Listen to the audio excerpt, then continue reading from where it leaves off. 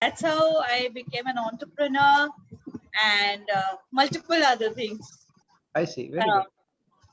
Very interesting. I did my last research in genetics. I got about 150 reports from my friend circle, friends and all. And I was connecting how we can connect the spiritual thing like karma and genetics. Okay, so I found the link between the karma and genetics, and we can actually predict the karma of the person through the genes. So I got 150 samples done, proper genetic report of the people whom I knew. I knew about their life story. I know about diseases, and I know the genetics, and I know the life. So I did a correlation for 150 people. That was my latest research project.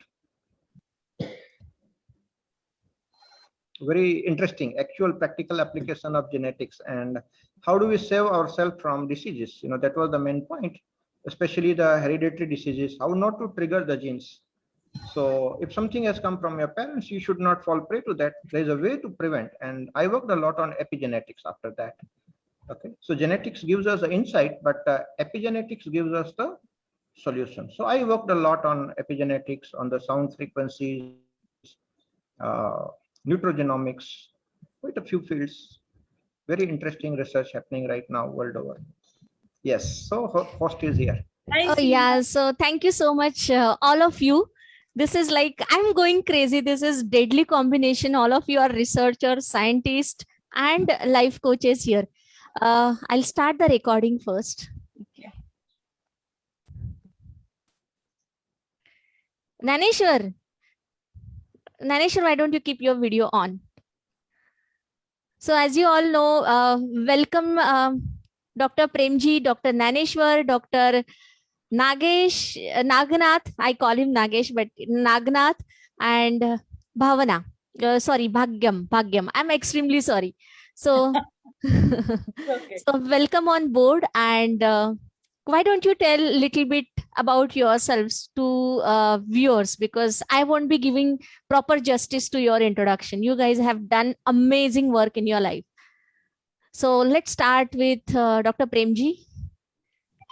All right, I was born and brought up in a small village in Kutch, and I did my schooling there up to 7th standard. From 8th standard onward, I came to mega city Mumbai, and ever since then I'm in Mumbai Thane region. I did my engineering from VJTI, Mumbai University, in electrical line, and then corporate job for some time, a lot of research, gave lots of import substitutes as a researcher, as a designer of the electronic products, hundreds of them. You know, that was my passion. And me and my wife, we both are electronic engineers, and we started our own company. So very successful entrepreneur. 21 years we were running the company, doing our own research, self money. Okay, no grants and all. Our industry was supporting us. So industry was running, we were doing our own research and coming out with new and new products. Along with electronics, we got interested into electronics because of the grace of spiritual masters. And the life turnaround in 1993, after that, I devoted a lot of time to spiritual research. So I had my spiritual mentor in Jiddu Krishnamurti in early days, Swami Chinmayananda, and major time I spent with Sri Dada Gavan, who was a spiritual master from Thane, 5 kilometers away from my home was his residence. And I did a major research in spirituality.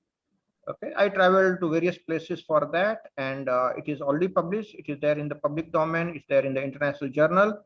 The research is on effect of Kriya Yoga and 6-step Nirmal Dhyan.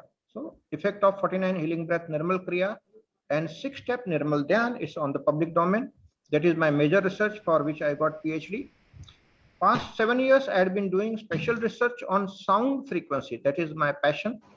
And I created a lot of sound instruments, how sound can penetrate the genetics and alter the DNA, and how we can get the breakthrough, healing breakthrough to the sound frequency. That is my passion area, which I still continue. And my latest research last year was I got the genetic reports of 150 people, and I did the research of connecting the law of karma, that is actual karma deeds, and the genes. for 150 people. Oh my God, that's a wonderful introduction, Prem ji. अच्छा हुआ मैंने आपको बताया करने के लिए. मेरे तो आधे से ज्यादा मेरे दिमाग से चला गया, because that's so, I don't know, इतना एक्सपोजर है ही नहीं हम लोगों को. But yeah, that's brilliant. So basically, Dr. Premji is inventor, researcher, entrepreneur, very successful entrepreneur. So welcome on board, Dr. Premji. Thank you so much for being Thank here. you, Seema, for giving me this opportunity and inviting me on board. Thank you very much. Thank you. So Dr. Nagnath, so guys, Dr. Nagnath is my classmate, and he has done a fabulous work. When we were studying together, I never felt that, he will achieve so heights in his life. Today, he is a deputy general manager in R&D sector. And I'm so proud of being friend of these two people, Naneshwar. Naneshwar, why don't you adjust a little light on your face? So Naneshwar, he is also a person who has done PhD and postdoc from Iceland. And today he is a scientist, and he has started his own, he is an entrepreneur basically now. So I'm so proud of being friend of these two human beings. And welcome on board, Nageshwar. Just why don't you share about yourself?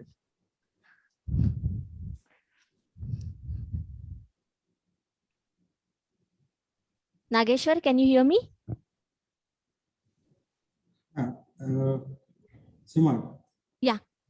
Okay. Thank you. Thank you. First of all, thank you that you give me opportunity to be here with all these renowned panelists and to be here for discussion. Okay. So I born and brought up in Solapur, Maharashtra, and I completed study in totally organic chemistry subject. For MSc, we were together, we completed MSc in organic chemistry from Pune University. Later on, I moved for PhD education from UDCT Aurangabad. So here I worked on peptide chemistry. So many interesting topics we gone through about the new peptides and peptide coupling reagents and how it affect to the day-to-day routine life of the human being, not human being, all the living organisms, because it is the most important part of peptide is. And after completion of peptide, this PhD, I joined in OCAD Research Center. I worked there for 5 years, and then I moved to Haikal Research Center for small period. Then one another multinational company like AMRI in Hyderabad, and now presently I'm working with Raike Medicare Private Limited, which is US-based multinational company. So I'm having around total 17 to 18 years research background. Over this tenure, I could able to contribute more than 30 research publications in international journals and 25 national and international patents. So this is the what we achieved. Basically, in RICHEM, I'm working as a DGM and leading all the team of R&D from analytical and chemistry division. And the main core area of our research is API, active pharmaceutical ingredient. We work on different therapeutic areas like oncology and NASH, NASH, and diabetes. So these are the few, but specific area is oncology division. So we develop so many drugs, APIs,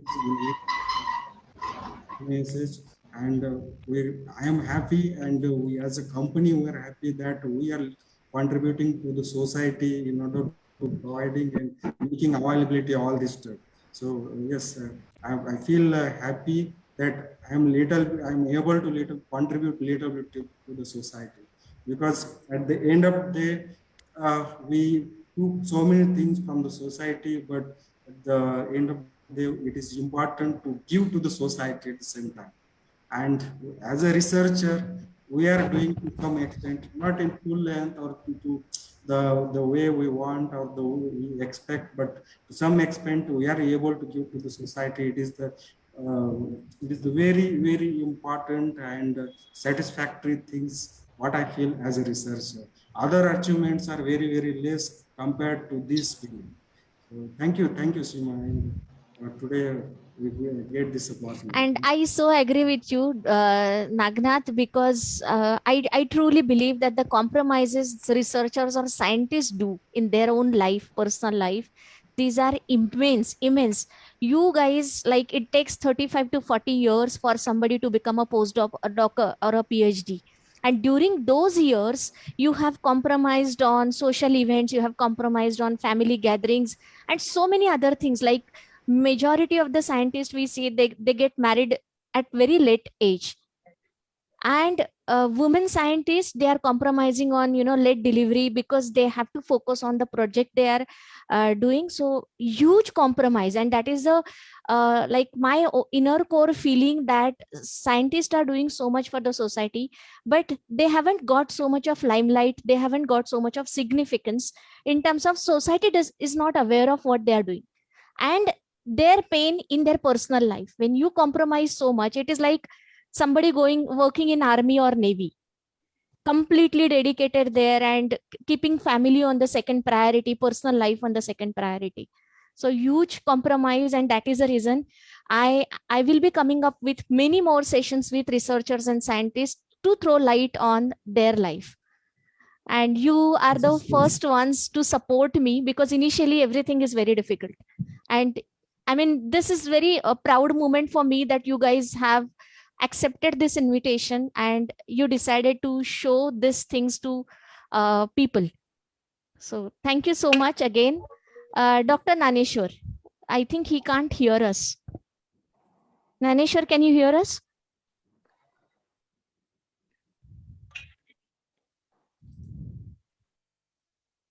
I think it is he is mobile only. Naneshwar, is it your mobile?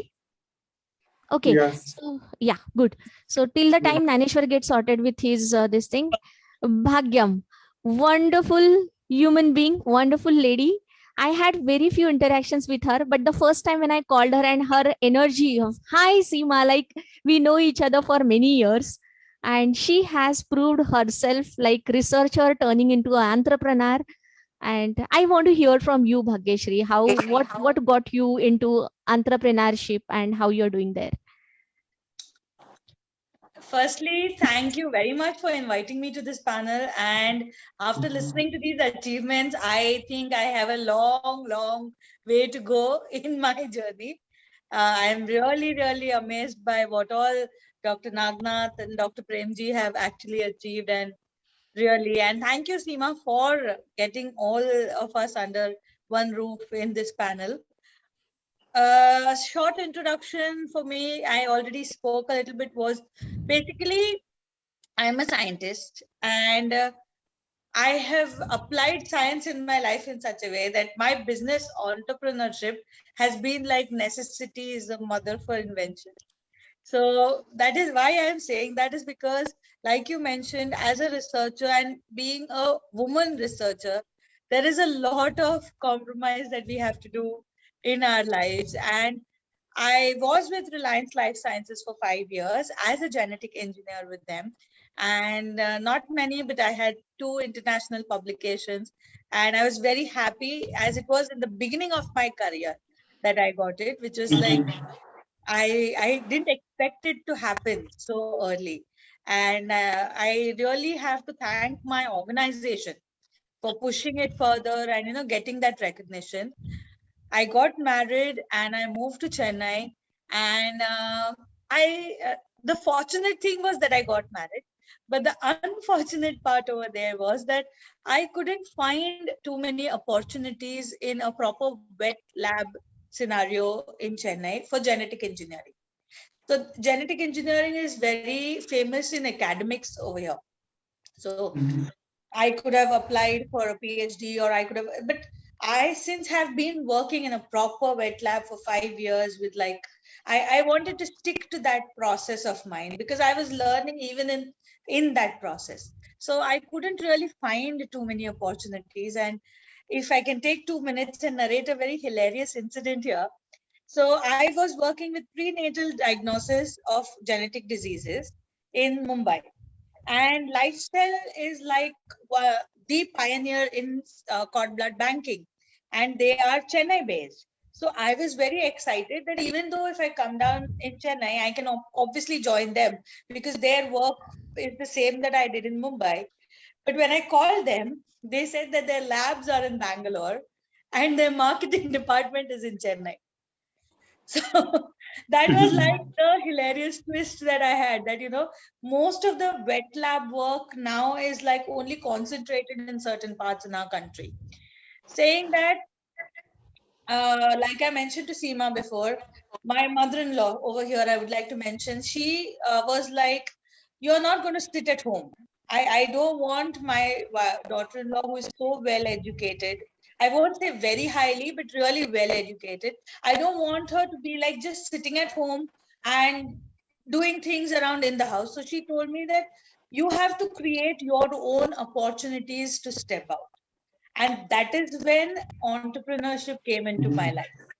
Until then, I did not think that I would be an entrepreneur, because until then I was like, all, you know, my path was set that, you know, I do research, I am in, and I follow people's work.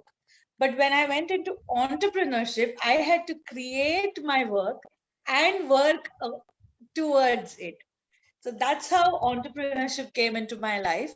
And I did deviate from science, but I think whatever I learned in the process, in my master's, in my research line, I have applied the technique, or you can say the way things work. I have applied it towards my businesses. And fortunately, I did well in that. And not just did I start a business of my own, I also have a business along with my mother-in-law, since she's the one who encouraged me to step out. So I have that and this, and with a little bit of free time here and there, I help my husband in his business also. So now my research has become entrepreneurship, which is my research topic today at this point of time. So that is like, I know a little long, but that is my introduction around it. It's a beautiful introduction, Bhagyam. Actually, yeah, you are actually mentioning your mother-in-law's name, and definitely, I think for every woman, every man, there is an entire family who is backing you. When you get that limelight, support, success, you know that how many people are working with you. And I should say over here that we researchers actually need that support the maximum. Even if I would have continued in my science field, if I wouldn't have my family give the entire trust in me, or give that entire support, and, you know, trusted my work. As researchers, I think we need it a little bit more, because for us, our lives itself is like a journey where we can't predict. We can't say what our results are going to be, or we can't say what our patterns are going to be, because we are researching. We are basically growing each day. And True. at that process, if you don't have your family as your support, then it becomes very difficult for a scientist or a researcher to handle everything around her. True. That's a beautiful point. Dr. Naneshwar. Yes, Seema, Yeah. yes. Oh, wonderful. I'm so happy, so glad. Can you hear me? Yes. Now we can see, if we want to see you, we have to go to Naneshwar Gofne's screen. And if you want to hear you, we have to go to Kiosk iPhone. Go ahead. So Yeah, your introduction. okay, All are okay. waiting for you. Oh, really? Actually, I came from very small village. I did my schooling there, the village. 400-500 people live in that village. So after finishing my schooling, I did my BSc at Tehsil place, which is in Ahmednagar district. And after finishing my BSc, I came to Pune, doing my master's. Of course, I did with you and Nagesh, my master's. Can you hear me? Yes, yes, very well. Yeah. And after finishing my masters, I worked a couple of years for pharmaceutical industry here in India, and I realized that we could do something better than this. Instead of doing all-time chemical stuff, we can put our knowledge in a little bit more in research. So that motivated me to search a PhD position, and luckily, or by God grace, I got PhD position in abroad. I did my PhD over there in Iceland, University of Iceland. I worked there for 6 years as a PhD student. Then I did one postdoc over there, since the Iceland is a very beautiful country. After finishing my first postdoc at Iceland, then I got another opportunity to do one more postdoc in Purdue University, United States. So I did one more postdoc in Purdue, and I finished my postdoc there in 2017. I come back to India with some dreams, and to fulfill that dream, I started working in one pharmaceutical industry, Chandigarh, just to make a foundation to achieve something. So I worked there for 3.5 years. I understand how this industry works. I understand how the manufacturing and all that stuff on large scale is performed. And recently in January, I quit that job from Chandigarh, and I started my small unit in Mumbai. It's basically for custom synthesis. And I'm working with my small company. I'm happy with that. Dr. Dhaneshwar, I always love this mindset of being entrepreneur. I feel that, you know, everyone should try this at least once in life. Being your own absolutely. boss. Yeah. And Absolutely. kudos to you. Wonderful decision and a long way to go. It is just a beginning and you will have great success in this. I'm very sure about it. And initially, Yes. see, everybody has a roller coaster ride when they start something new. And Thank you, Seema. for a researcher and a scientist, guys, you all, one very basic difference between a researcher and a scientist, people think that it is failures. Like you deal with failures more than anyone else, any other professional. Do you agree with me? If yes, then how do you deal with that? Like research, to one research to get success, it takes around 12 to 13 or 15 years. Am I right? Yes. Yeah, it takes And long time actually. It takes it long takes time. more than It 15 takes. years. Yeah.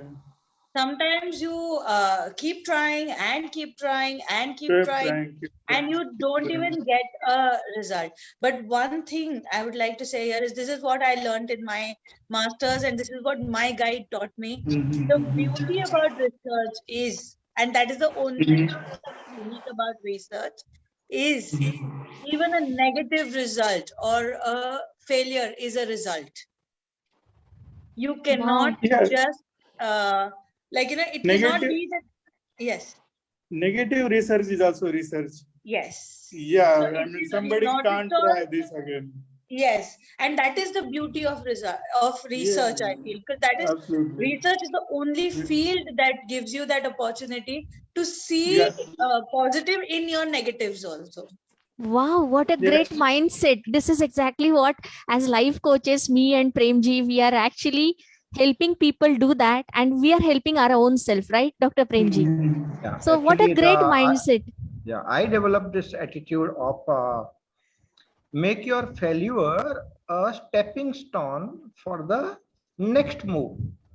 Even if the next moves fails, make it as a stepping stone for the next thing until you meet your success. So failure is no failure. Failure is a stepping stone to success, and that is the mindset of a researcher That's how they survive. Without this mindset, none of us would have survived for so many years in the research field.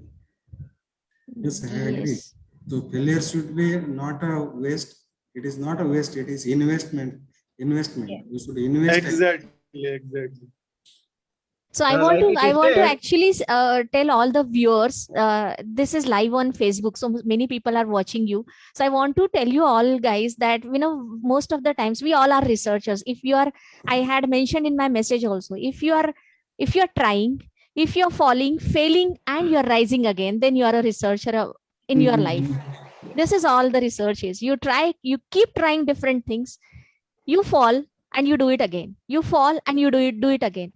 So Yes. we have these live stories in front of us that these guys are there for 15, 20, 30 years, and they themselves are telling us one research to get success, it takes more than 15 years. So like, I think this is an inspiration for us in life also, be it an entrepreneurship, be it a life, family, relationship. We can correlate these things, right? Yeah, Yes. Dr. Premji, you were saying something. I cut you in between. it was about the mindset of a researcher, that failure is not a failure, it's a learning experience. That's number one. And the second part of the mindset is that learning experience is a stepping stone to success. So you make a learning experience a failure. We don't call it as a failure, it's a learning experience, and make that learning experience a stepping stone to success. So you put your foot there and move further and keep on moving. You don't know how many stones are there. You keep moving until you meet your target and find what you want to find. That's the research process. And that mindset is a very, very important thing. I have seen people get into depression with one or two failures. I think my life, I have failed more number of times than anybody would have even tried. And failure is like quite normal, you see. And failure gives you strength. That's the mindset of a researcher. You learn a lot from the failures. You know how to fail 1,000 times. You know, Thomas Alva Edison tried what not as a bulb, you know, as a thread, and the metal and silver and gold and whatnot, everything he tried, and ultimately it was tungsten thing, that, you know, filament that gave the bulb. So big And thing. one more story with Thomas Alva Edison is, at the end of the research, his lab, and he was staying very close to his lab. One night, I think all of you may be aware of this story. I shouldn't be telling you. You guys are deep into research. No, please. So one night, his lab got completely bursted. That experiment was successful, but it was little damaged, and the lab got completely damaged. Everything vanished. Now, at that moment, this is the perspective that makes us different from the mediocre mentality or a success mentality. He looked at that lab and he talked to his friend or some lab assistant. He said, okay, let's start again. So that's a great mindset. Let me tell you, Seema, when I went to USA, I specially made it a point that we went to see that place is known as Edison. And there are the ruins of this Edison's laboratory. I went to see that. It is still there. You can see how this laboratory got destroyed. But you see, the spirit is never destroyed. The failure is a failure. Researchers know how to take the failure in your stride and move on. That's the best mindset probably we can learn in the research field. Thank you. Amazing, amazing. So, yeah, Dr. Nagnath. Yes, as failure is a stepping stone. I do agree with you 100%. But thing is, at the same time, we should include one things. The same failure should not be repeat once again. Yes. We should study the things or go to root cause why it happened. Then only it acts as then only it works as a stepping stone. Otherwise, we will be end up in all failures only. So this is the reason why some entrepreneurs take success 10 years, some 15 years, and some may come up with 2 to 3 years only in small span. Yeah. So at the same time, this point, I think it is very important. The investigation of the failure and to identify the exact root cause and implementation in the next experiment or next our work, so that same failure should not be repeated. Absolutely, absolutely. Yes. And one thing I want to mention here is like we all say that we have to learn from failures, but that moment, just imagine in that moment when you are actually failing. After all, you're a human being, right? It is so difficult at that moment for anybody to digest it, to deal with it, right? So what are your ways to deal with negative moments, negative situations, and people around you when you are absolutely disappointed? What are your secrets?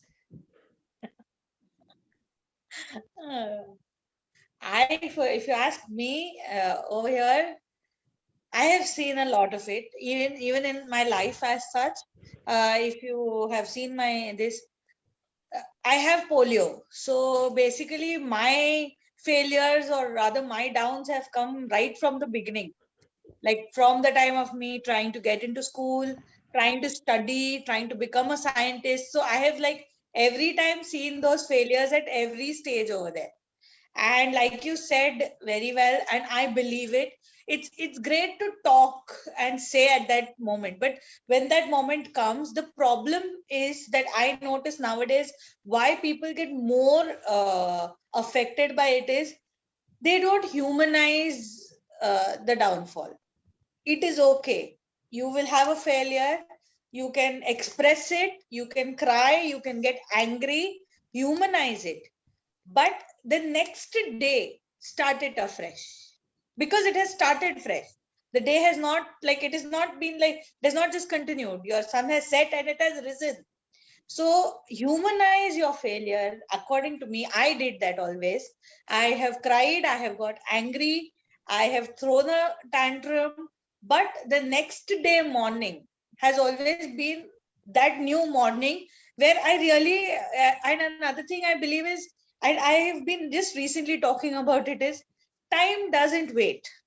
Time doesn't wait for anybody, for anything. It doesn't even wait for your downfall. It doesn't give you that time to come back up. So you have to come back up on your own. So next day morning has to be, you have to motivate yourself and you have to get up the next day. And how you can do that is if you have reacted for it. If you don't react and if you just keep it to yourself and no, this is not a failure. If you don't react at that moment, then that Yeah. keeps going on with you. So But if you let that react, all negativity go out yes, of your yes, body, out of your this thing, so it will not damage you exactly. internally. Exactly. So it does not deep root inside and it doesn't keep pulling you down every time. Once it is out, it is out. Next day morning, another new day. Next day morning, another new start. And we had this in my lab because we were trying to have a genetically modified plant. And every single time we tried to do it in a method, it would just not happen. So when the experiment was being done, the excitement was at top notch. That okay, we have tried the new way, and this time it is going to work. Success rate is so much, everything. Until you get the result, the excitement would be right here, right up there, waiting for it. But the minute the result would come, everything would suddenly come down because it wouldn't have worked. The plant has Yeah, died. true. And here At comes that a time, role of community and people around you. Like yeah, you are yeah, feeling low, and it is not always possible for a human being to come out of yes, that shell all by himself. ये नहीं yes, हो सकता. We can't expect it that way. So what yes. if you are in a down moment and you have a great community around you? You have a great person, like anyone who is pulling you out of that negativity, right? And that's where my HOD came into the picture. And every time the result would come negative, he would actually tell our team to go out for lunch. He would tell, go out for lunch, go out for dinner, Forget about don't it. stay in the lab, don't see the result again. And when you come back, start it afresh. Oh, So wow, just wow. So you're get very out of the lucky. space. You're very lucky. But what my experience, or I have seen other people going through, Naneshwar and Nagesh can tell us, like in research, everybody is so pressurized. Everybody has huge commitments to finish. And in contract research, basically, it happens that this is very big conflict in my head. When I was into contract research, I felt that research has no deadline. You never know when you're going to succeed. And contract research tells you have to finish in a deadline. I mean, I have not digested it even now. So, Dr. Naneshwar, if you can throw some light on this, how it is like, is it possible in reality that you have a strong community around you? Your boss is telling you, your friends, your colleagues are telling you, just go and chill if your brain is not working now, if you're completely disappointed. Is it No, happening in reality? Sometimes what happens in contract research, the process and the things are already set most of the times. So that's why there is a deadline for these things. So that is just manually need to do. People has to work on this and has to finish this in timeline. And if you are doing really new research, then your boss and your boss's boss all know this, it takes time. I'm telling you, I joined my PhD in July 2008. And first few stages I finished maybe up to September, October. And in October, I stuck with one stage. So next 2009, I'm doing only one reaction. Every day I'm putting only one reaction with different condition. And I got success of that reaction on 14th February 2010. I still remember that date, Valentine's Day. So that day, that my reaction succeed. So one reaction I was doing for 16 months.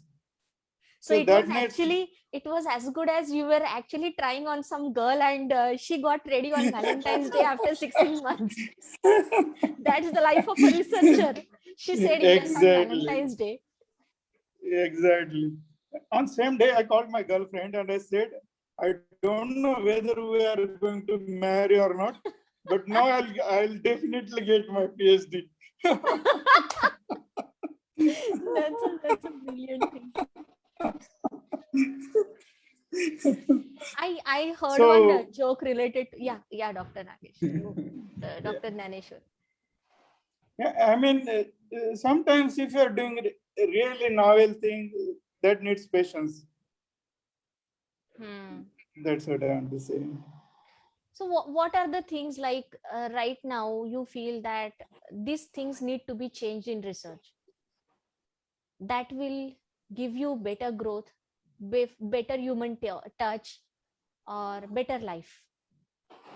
Definitely there is a scope for improvement in everything, right?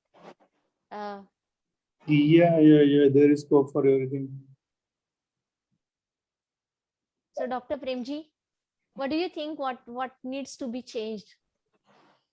Yeah, let me share a little bit about two major attitudes that we need on such occasions when the moment of failure is there. Okay? With the blessings of my spiritual mentor, I got this habit of what we call it as now detached involvement. I developed this method within myself. Whenever I'm doing research, you see, my condition was different. I'm not into contract research and all, but me and my wife, we are the owners of the industry we work now. We closed that. We were doing research with our own money. And you see, research failure means a huge loss, financial loss. And when a business is budding, a lot of money is required.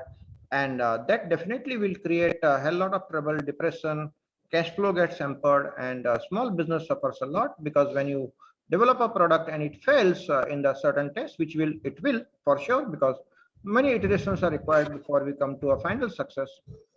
So this attitude that I learned from my spiritual mentor, it's called attitude of detached involvement. You see, in the business, in the research, you have to involve. So of course the outer involvement is there, but from inside you detach yourself from the fruits of the karma. You see, Bhagavad Gita, Lord Krishna says, you do your karma faithfully, but you detach yourself from the fruit of karma. Now this is a very important attitude for a researcher, because most of the time it will be failure, sometimes it will be success. So attitude of detached involvement is a very important thing. Involve in the research, but remain detached from the fruits of your karma, what the result, because result can be anything. More number of time it will be failure than once it will be success. It's always like that. So suppose if your research is taking 15 years, then 14 years of failure and 1 year of success. That's how it works out. Okay. Yeah. So attitude of detached involvement is a very important thing. Second attitude that I learned as a researcher is attitude of bounce back. You see, the harder you fall, the harder you bounce back. That is the attitude you need. Every time you fall, okay, you bounce back in a very big way, because you need a lot of energy to do further research. If you have reached to a certain level, you have come to a plateau, you know your energies are down, you know your finances are down, and you have to bounce back, because until you achieve the success, you can't let go, because all your efforts will go waste. So attitude of bounce back is a very, very important thing, and all the researchers have it. So keep on bouncing back. Every time you fail, you bounce back in a better manner, and you achieve the success for sure. So I hope these two attitudes of, one is detached involvement, second is bounce back fast. That is the most important thing as a researcher. And we are living life every time, even in the life it happens that way. Now, after talking to you all, I feel that both the things are very much same, research and life. In life also, it doesn't happen that every day, no matter how brilliant you are, how intelligent you are, how hardworking you are, it doesn't happen that every day you come up with a trophy at home and say that today I got this, today I got this. It doesn't happen with anyone. We say that he got And not success every overnight. experiment results are the same, even in life. Yeah, It's like not every time what experiment you plan gives a planned result. That's how it happens in life also. Whatever you plan to do, it's not necessary that that is the outcome of what you think that it would be. It is always a surprise at the end what it is. And to be very honest, I would like to add to your previous question is that the problem with research is basically two things according to me. One is that in our country, the corporates run a lot of the research. So when there are corporates who run research, like you said, this contract thing happens where they don't have the patience because they don't know what you're doing. They just want their result at the end. And second is there needs to be more of respect that is developed between researchers, according to me. So if I respect your work and you respect mine, we will be able to, strike that balance. If you then it'll be easier for a researcher to handle their work. They will get the time, they will get the patience, they will get the entire. They could focus. But that will happen if two researchers they respect each other's work. Even if they don't understand it, they respect it, basically. It's like, I might not know what work Dr. Nagnath is doing, but at the same time, I should have that respect for his work, and I should be able to justify his work, saying that no, if he's doing this, he has a plan of action, he will reach the end, and we need to give him that time. So according to me, these two things are very, very important that have to change in the research decorum of our country. One is the corporate interference, because they don't understand because I faced it, and I've seen a lot of my friends face it too. And even when you spoke it, I saw a hint of that, because they want the result. The process doesn't matter. Yeah, nothing matters. The result has to come, and that's not how research works. Like you said, it's not how it functions. Until I can't stand up for you and you can't stand up for me, it's never going to catch up with and each other. Even I remember after listening to this point, I remember that when you are reporting, Indian scientists, when they are reporting to the international people, like very established countries, I don't want to name those, but when this happens, there are many chemicals. I worked in chemistry labs a lot, so there are huge hazardous chemicals these researchers are working with. Sometimes like sodium and water, I remember that story. If they come in contact, it is a fire, complete fire, and you still do the reactions with sodium. So these are the certain things, like these people don't even touch that. They have very stringent laboratory practices and they follow it. But in Yes.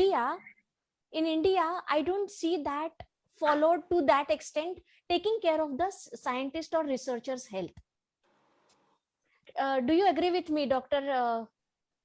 Naganath and Dr. Naneshwar? Health hazards in chemistry.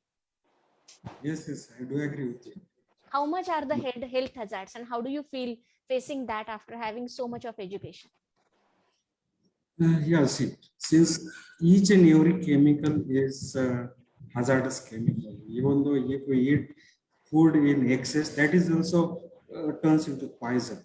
So only thing is when we deal with any chemical or anything which is that hazardous, it is important how we are dealing with this.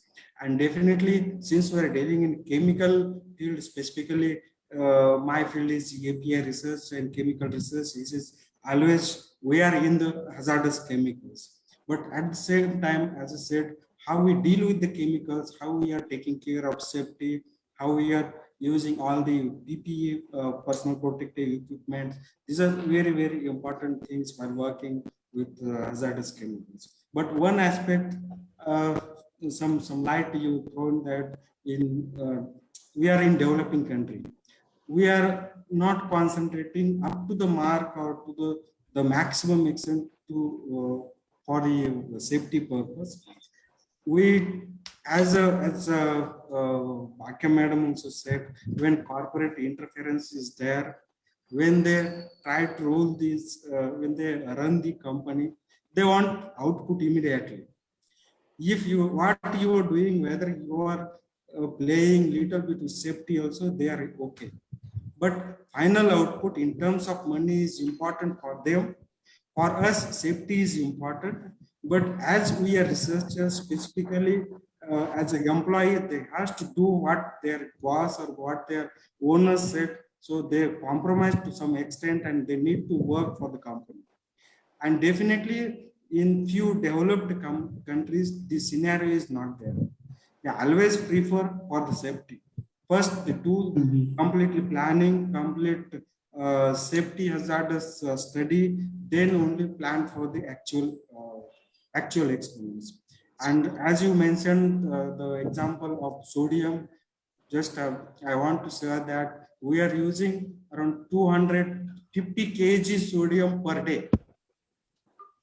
And Dr. Naganath, wait. Before you say something, there are viewers and this recording people are going to watch. So first, this in layman's language, normal language, let them understand how hazardous it is.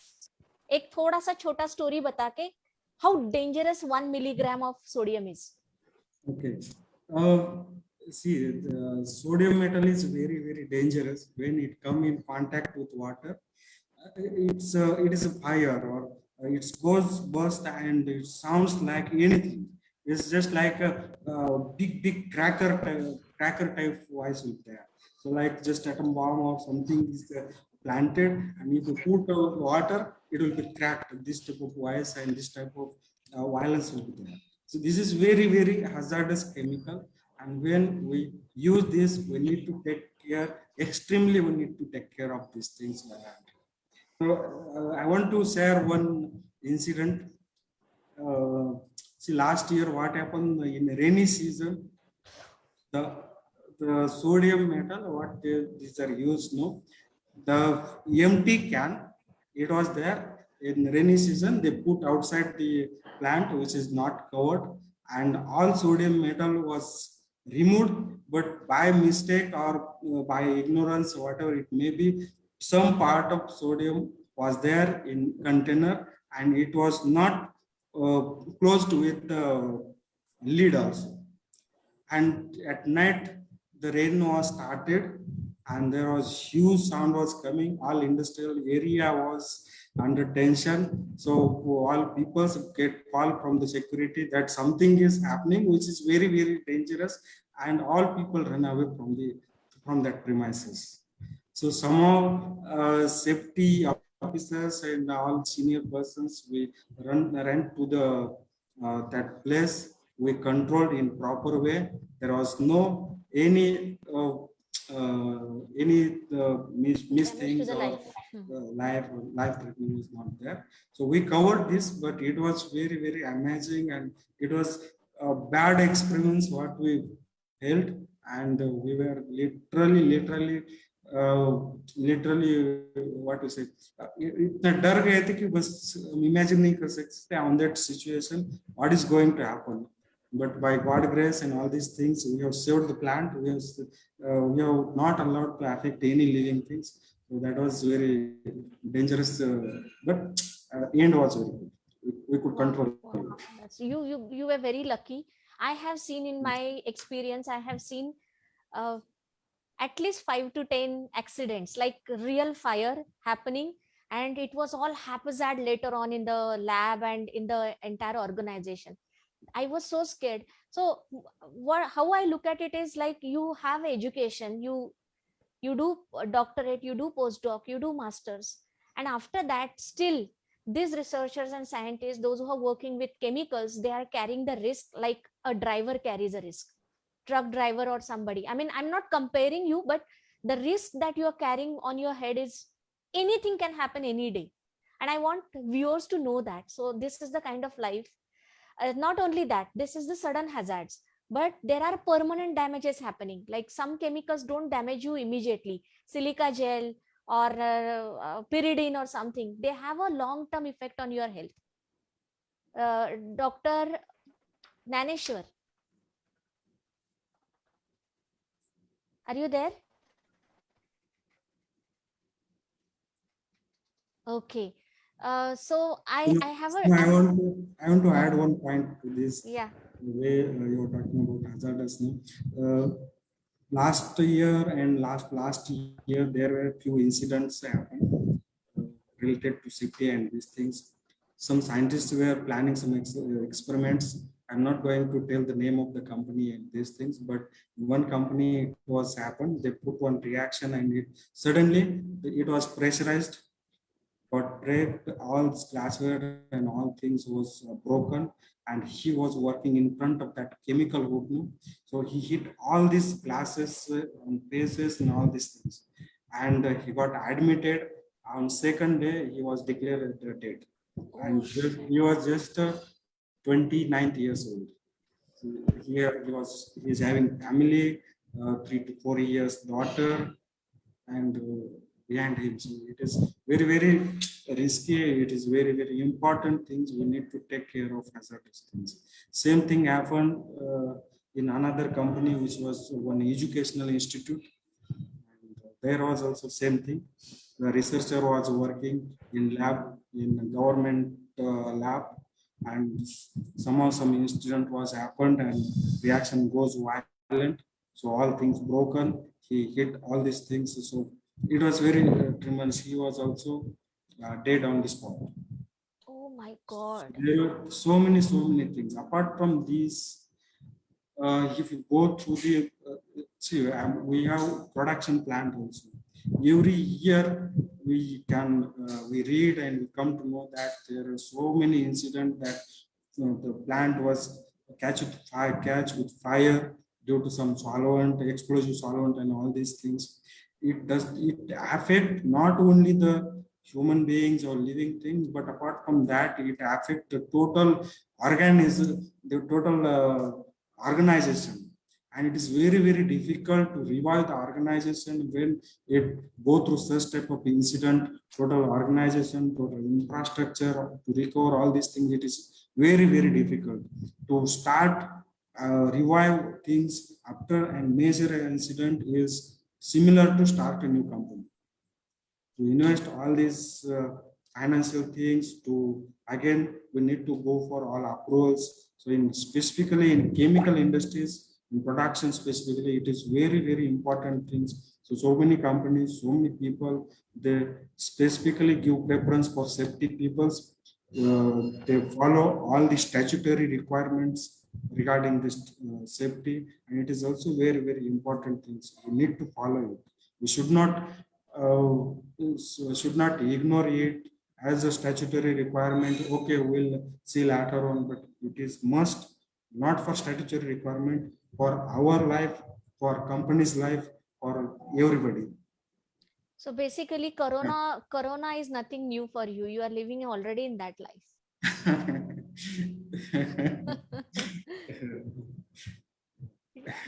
So we have comments from viewers. Okay, so guys, those who are online, Subodh Singh, Harshit Chaturvedi, and Sandhya Garge, thank you so much for being here for such a long time, and I really appreciate your quality time you're giving here.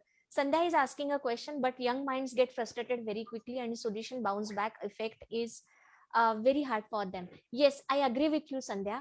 And even for me, if you ask me, it is easy for me to say ki bounce back immediately. It depends on how much pain I'm going through, and nobody knows ki what situation is going to give me that kind of a pain. So if I'm not able to do it, I will always say that no, just whatever is happening in your mind, it can be negative thing, just accept it, just be with it. You don't have to resist, because you are a human being. So it is okay even if you don't bounce back immediately. That also is okay. Take your own time, but only thing is that we should never be beating ourselves. You are bad, you are wrong, you are not good enough. That should not happen. You can tell at that time. That's exactly what I mentioned about humanizing an emotion. You have to humanize it, like you said it right. If you are upset, it is okay to be upset. Don't feel that why am I upset? Just feel upset. I don't want to be Humanize upset, it. I can't be upset. Yes, So something like yes. that we cannot. Yeah. You have to humanize it. You take time to bounce back, accept it, humanize it. It's fine. We are all human beings. That is why we have all those emotions and everything running in our system. Humanize it. That is the major issue I feel a lot of youngsters have, is that they don't humanize an emotion. If you love, dil se karo, jo karo. Dil se pyar karo, dil se dukhi ho. I feel Bhagyam ki more than kids, parents need training. I'm a parent also. So I feel that not my daughter, it's me, I need a training. I should not be pressurizing her. So Dr. Premji, yeah. So what is your thought on this question? This is very beautiful question, Sandhya. Repeat the question, please. She is saying that for youngsters, it is very difficult to bounce back immediately. Yes, we need the training to do that. See, we need to learn how to bounce back. And that's very good learning for life. So it doesn't come automatically. Unfortunately, our educational system is not teaching us lots of things. It's more than 50 years old, outdated system. The new education should really help us to learn something which is useful for life. Okay. So there are quite a few things as a researcher we all learn, and bounce back is one of the things that comes as a natural attitude. Without that, you will not be able to work. Okay, so researchers learn it a hard way in the beginning, but I think there is a simpler way to learn, and it should be taught in the school. Oh, yes. How to manage your emotions. Okay. How to humanize the emotions, as Bhagyam said, and how to detach yourself from the fruits of your karma, how to bounce back in a right manner, how to manage the things, how to make your failure a stepping stone, how not to tell a failure, but tell it a learning experience, make it a stepping stone and move on. You know, these are the attitudes which researchers always carry, and that's why they are able to manage the research. But for a common man, I think the schools and colleges are not teaching us this kind of a mindset or this kind of attitudes. But I'm sure that this education can be brought in at the school level, and it's a life education. I think in life also we need all these things. This attitude, this mindset is a very important thing, and we need to train ourselves and our students, our children, for this, so they will be more successful in life. They learn to manage the failure. Wow, wow. Dr. Premji, I so believe into this fact. Education. So like after completing my master's, recently when I entered into life, first time when I came to know about subconscious mind, I came to know about it in 2018. What is this subconscious mind and how this has impact in our life? I was so shocked and thrilled when I first time heard about it. I thought that in my entire like 17 years of education, Nobody told me about subconscious mind. If I had known this before, it would have done my magic to my life. I would have used this power so effectively. Then I understood that thoughts create your reality. It's not your hard work. It's not your external stuff, knowledge, skill, and intelligence. Thoughts create your reality. There is one hilarious incident happened to me. After completing my master's, I was like, one lady, she was very good friend of mine. She gave me a book. The book name was Secret. And I was a very logical, analytical person, because in research you have to be very critical, right?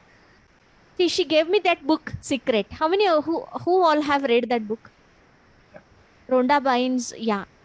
So Naneshwar and Nagnath, do read that book. It is going to shift so many things for you in your mind. That books, once I read that book, I felt that what kind of people are there on the earth? They make any kind of book bullshit, any kind of book bestseller. And I read only 7 to 8 pages in the beginning, and I left that book.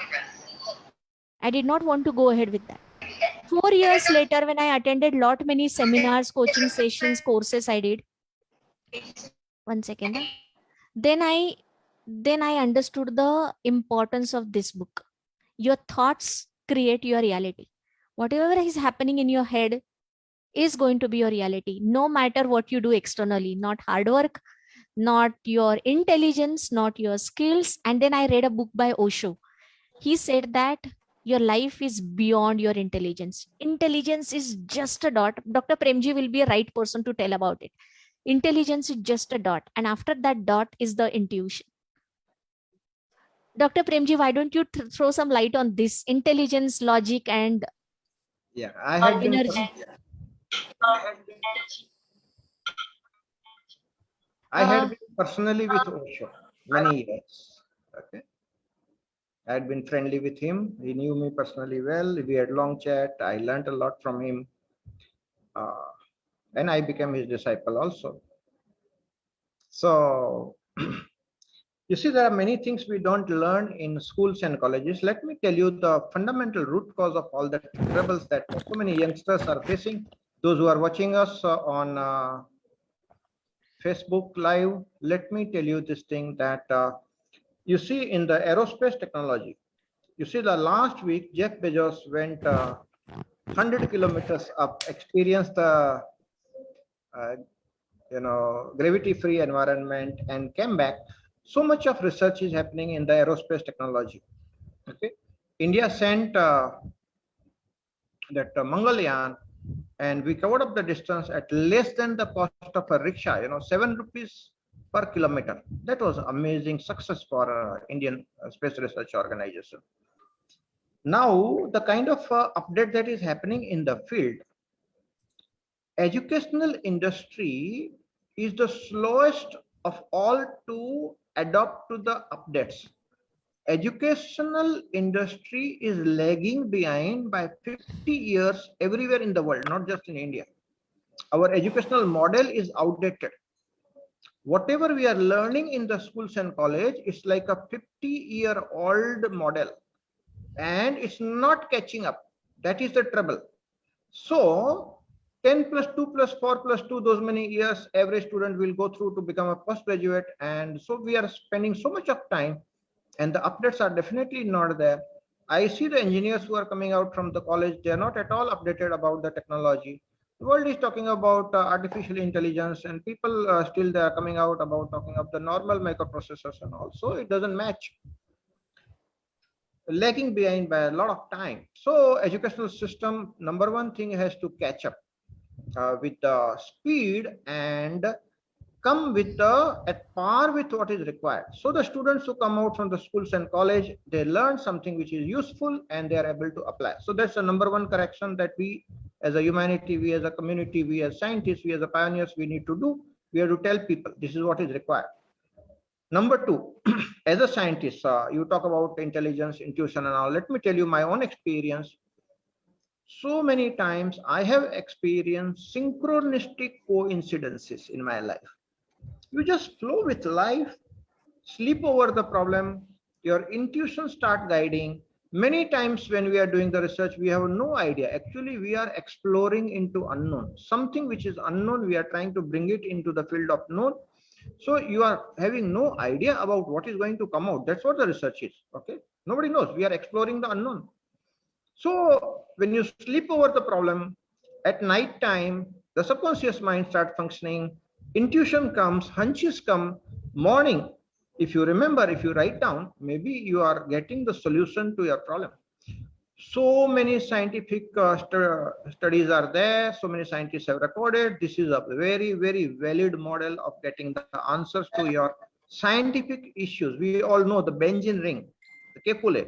We got the dream, you know, the serpent holding its own tail in the mouth, and that circular bond, hexagonal bond in the chemistry came out from that. The inventor who did this sewing machine research, you see, in the normal needle, we have the hole at the tail end, while in the machine, we have the hole in the head of the needle. Now, that's a very big invention. They were stuck. How exactly the sewing machine will work? And the answer came to that in the dream state, or maybe astral vision, or maybe intuition, whatever you may say. But it was an answer that came from the subconscious mind. Thousands of inventions have happened like that. Now, if we can teach our students this kind of a thing, how the synchronistic coincidences happen, how to get your answers which are there in the unknown, how to tap the power of your subconscious mind or even the superconscious mind, how your intuition functions, how you can develop, how to develop your intuition. As a life coach, I had been running 2 full-day program, workshop, intuition workshop. You can systematically develop intuition.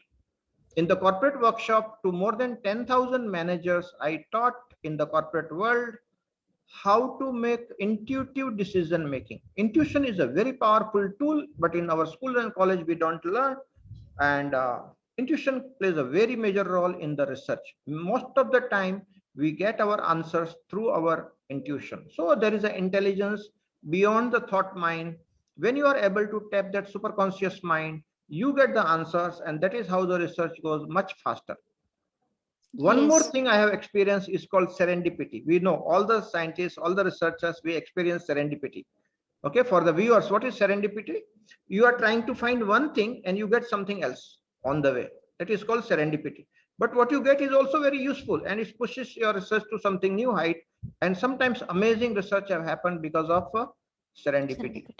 So as a researcher, as a scientist, you actually are learning real life situation. All these things are happening. Exploration into the unknown is happening. And we are trying to bring that unknown into the known through the research.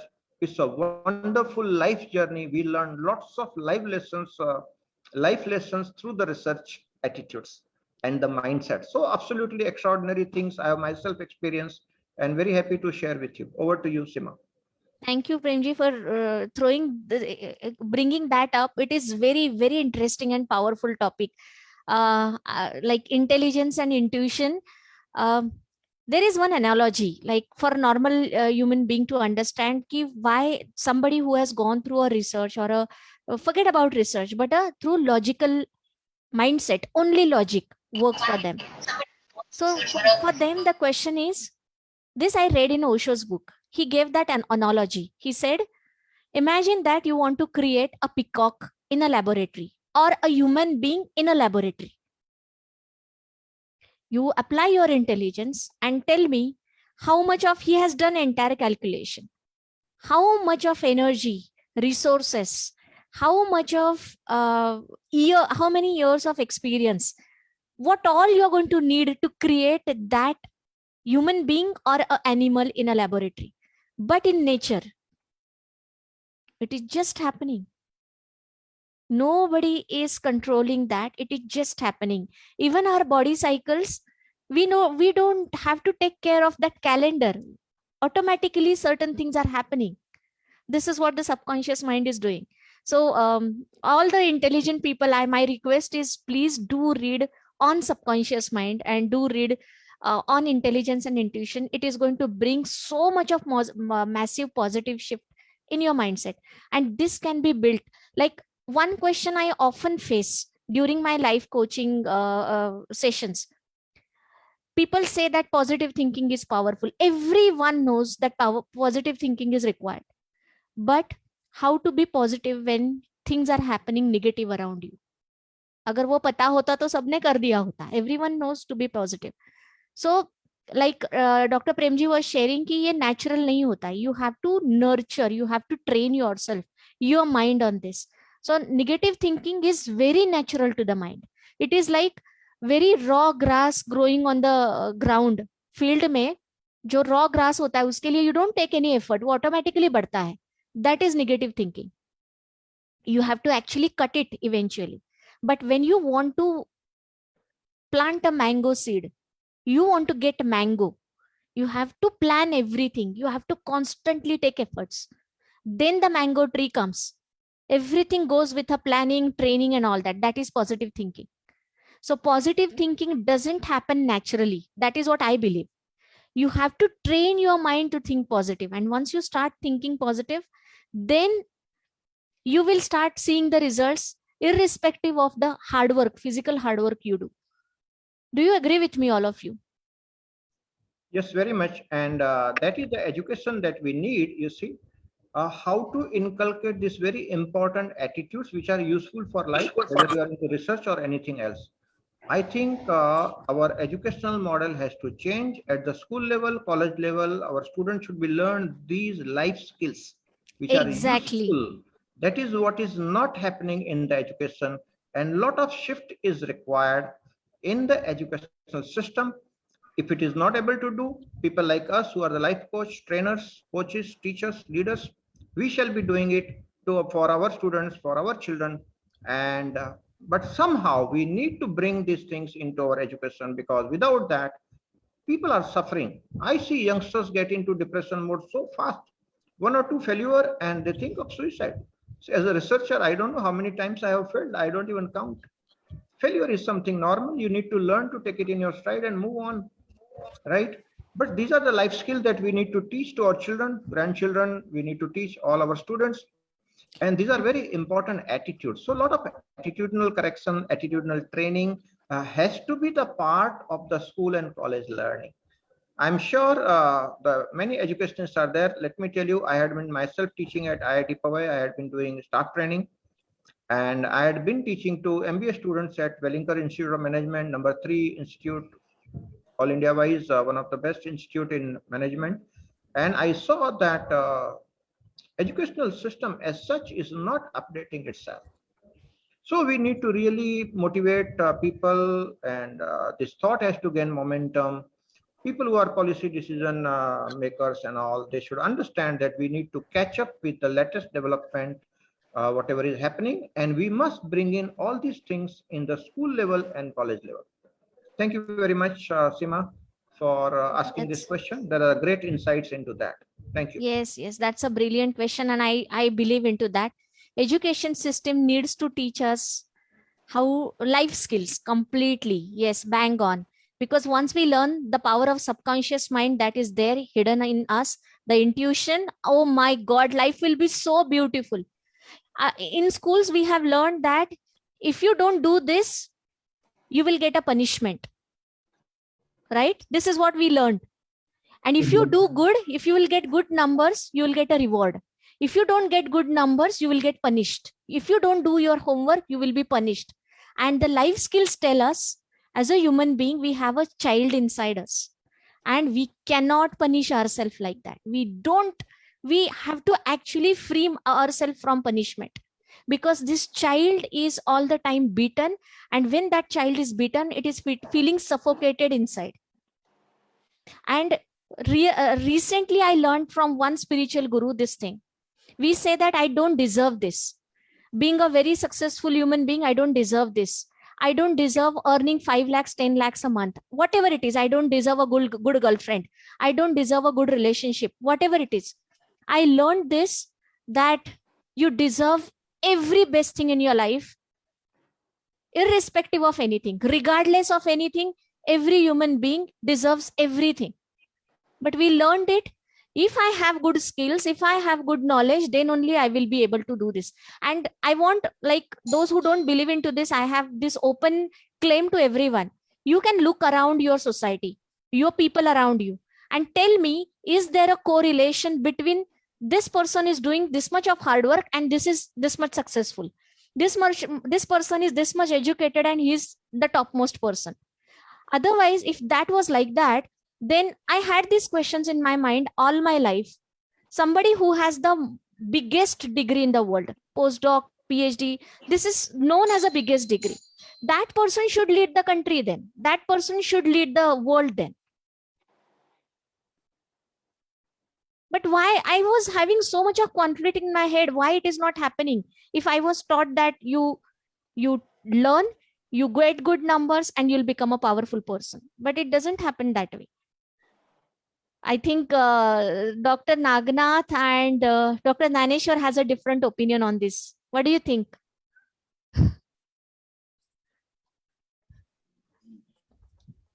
Yes, it's right, because fortunately or unfortunately, we are living in the democratic country.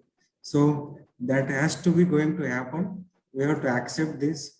But practical ways, research and higher education is different thing, and leading all these things is different thing. Few people are research oriented, or they have education in their field. It is not a subject that he know that all he is having expertise in all field. So leading country and all things is a different subject, different things they need to have. This is totally different.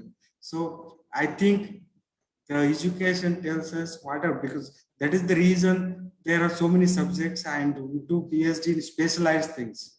We have done specialized thing. We are working in our specialized. We are top in our field. So this is the things how it should work and how it is working. All the masters, all the specialized, they are working in their field to their maximum extent to give the full output in their field, and it works. That's a totally different perspective, Dr. Nagnath, and it is definitely totally different for me. I mean, good I talked about this point today. Like, yeah, this is another angle of looking at the whole scenario, and it is absolutely correct. Because just I want to give one example. Yeah. We see some in Lok Sabha or Rajya Sabha, few Lok Sabha members are there. Some persons from there they're having good career in cricket. Some people, they are having good career in film industry. They are elected, or they are selected as a Lok Sabha member. They give the position, but we can see how they are successful in this different field. In their own field, they are masters. But True, in other field, totally agree. And finally, success is the term that every individual will decide. For you, success can be something different. For me, success can be simply sitting at home, having a tea and enjoying the rain is success for me. Yeah, that can be a dream life for somebody. For somebody earning 10 lakhs, somebody becoming a prime minister can be success. So this cannot be a common term for everyone. And I agree with you also, Nagnath. I never thought about it this way. I always thought the perspective that I shared with you. We have a very brilliant input from Dr. Ankur, and yeah, I will read it out and you can share your opinion on this. Dr. Ankur is saying the intelligence with knowledge may lead you to a particular path, but it is the intuition of your subconscious mind which generates positive results many a times. And I have experienced this number of times. However, practically training your subconscious mind is the most difficult part, which I feel it comes from meditation. I would like to know, according to you, how can we train our subconscious mind? So who wants to answer? If otherwise I'm speaking a lot, so I should not be speaking. Who wants to answer this question? I can answer that as a life coach. Yeah. I have trained thousands of people on this worldwide. And yes, Ankur, meditation is definitely one of the very good tools to do so. See, the life has to move from grosser to subtle to subtlest. So we need to develop the sensitivity We need to develop the awareness. We need to develop the higher understanding, how the subconscious mind works. And deeper you go into meditation and you learn to watch your thoughts, you witness your self-talk. How is your self-talk affecting your success? If you understand that, and if you separate yourself from your self-talk and watch it, witness it, that is the beginning of a great journey. Okay. And it will lead you to what we call it as self-talk mastery. Anybody who attains to the self-talk mastery will always remain detached, positive, in the sense that you don't get influenced by success, you don't get influenced by the failure, you don't get into depression every now and then. You are more centered, you are more aware, and you carry your life in a very balanced, equipoised manner. So meditation is the key for that. And meditation should be introduced in every school. Now that the yoga has been introduced at the asana level, pranayama should also be introduced, and the meditation also should be part of it.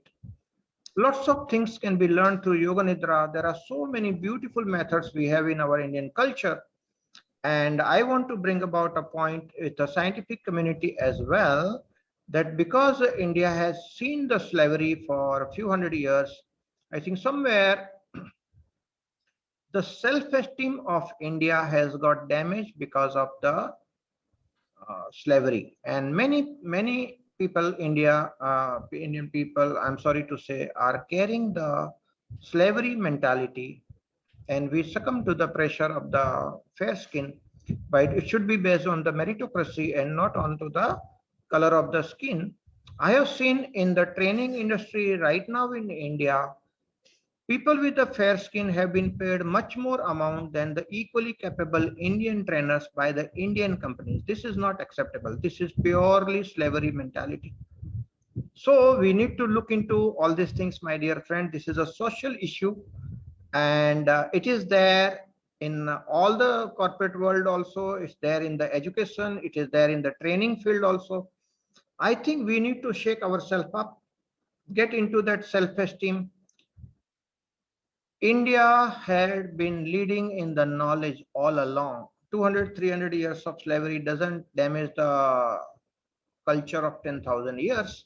And we have to come out of the slavery mentality. We don't respect person because of the fair skin, but it is the meritocracy and it's the level playing field that we all need to do. Because I have seen this kind of differences in the training industry, coaching industry, in the corporate world, even in the educational industry. It's happening. Okay. So through meditation, through understanding, we need to learn to respect our own culture. This is a great country, Bharat, and we are the part of it. We need to revive this culture. We need to bring in the new things into educational system according to our Rishi culture. And that is the way we are going to see the better days. That is the right input for changing the educational system, so that gap of 50 years we can cover up and a lot of new things can be introduced. That will be the right approach, my dear friend. Thank you for giving me this opportunity to share this thought with all of you. Over to you, Sima. Yeah, thank you. So, Bhagyam and Dr. Gnaneshwar, I have a question for you. Since you shifted from your job to your own business, and there are many people, I know some may be sharing this with their friends, colleagues, or some may not be. Majority of them, they don't share.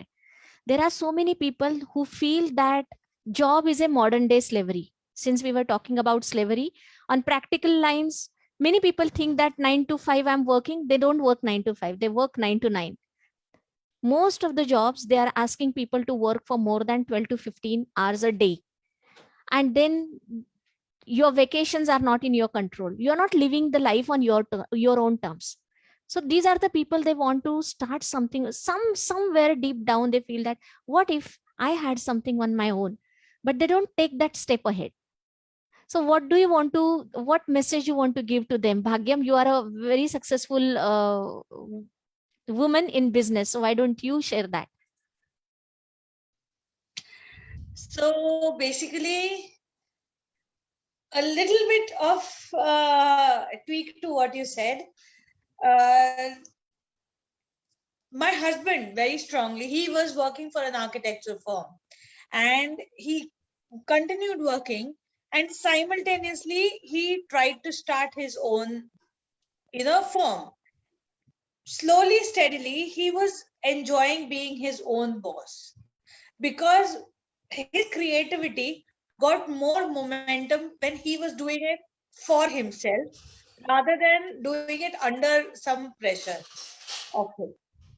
So, like you said, that if there is someone who feels that they want to do a business or they want to get into, but are a little skeptical, that because the first thing somehow, it is like, I don't know, 95% of our mind, like you spoke about negativity, I believe 95% of our mind is negativity is completely instilled in it, because anything we try to do, anything we want to do, anything, the first thing that comes to our mind is what if, what if, what if. So it is like our brain is 95% negative, and you have to literally pull the 5% out of that and tell no, look at the side, look at the positives, look at the good things around. So being an entrepreneur is not easy to begin with. Okay, it is not easy. A 9 to 5 job is a different kind of slavery. Yes, it is. But what happens is, when you do that for yourself, when you are your own slave, you enjoy it more somehow, and you then don't want to take a vacation, you don't want to go out, you don't want to step and you don't feel that you're working extra hours, because you're doing it for yourself and you're enjoying doing the whole process for yourself. So if you want to get into entrepreneurship, if you want to start something of your own, always remember this one thing in your mind, that what vacation, what break, what workload, and what stress you're feeling today is going to be all the enjoyment of yours tomorrow. If you are the boss, you will enjoy all these things of not taking a break, of Yes. working extra hours, of stressing out for your client or stressing out in your business. All that is going to be your form of enjoyment, which is now something that you feel is a problem. It will suddenly transform into being the fun part of it, where you will not want to come out. Like, I have to tell my husband so many times when he's working on a project, and because it is his work, he's working on the project, he enjoys doing it. So if you tell him that wrap up soon, come up, or why are you working so long, or don't you want to go for a vacation, then he's like, no, because I am doing this for myself. So entrepreneurship, becoming from a researcher, when you become an entrepreneur, the beauty is that every negative suddenly switches into positive, according to me. It has that tweak that you enjoy those bits which you were actually not liking before. Oh, yes, absolutely. I'm experiencing that all my life, like 10-15 years. I'm into entrepreneurship. I tried so many different things. I failed many times. And if I tell you, I didn't sleep last night till 4 o'clock. So I slept only for 2 hours, 4 to 6. But still, I'm very happy. And literally, ever since I have decided to do life coaching, especially for researchers, since that time, it is like I got my purpose, I got my passion. Earlier, I was a life coach for all kinds of professionals or any human being. But since the time I have decided it, like, it is no looking back. I am enjoying forgetting everything. So Yes. going for a vacation, watching TV is like a punishment for me now. Let me do this. Exactly. And that is because you are doing all that you were doing for someone else. You're doing it today for yourself. And it is so important at the end of the day, if you do a 9 to 5 job or if you be an entrepreneur, it is so important for you to do something for yourself. That you love. Yes, that's something that should be yours. You're doing it. If you're going to a job, it should be for you that you are doing it. Because if you have to do it for 10 years, 15 years, 20 years, 40 years, you should, at no point it should be that, I could have just done something else. It should not be. So till you don't do it for yourself, even if you're doing research, you should be so passionate about doing it. It should be more for you rather than for anybody else. And somehow, when you become an entrepreneur, you do that by default. When you go for a 9-to-5 job, you have to tell that to yourself and do it. Like when you do a 9-to-5 job or when you are working for somebody else in the lab, you have to tell that to yourself. Because I have seen so many researchers, so many scientists who they passionately enjoy being over there. Okay, like for them, that world is so beautiful that they don't mind doing it for the corporates, for anybody, they're just so passionately involved, in that for them, that 4 walls, that lab. I definitely want to meet their families. Oh, you must. They marry within the lab.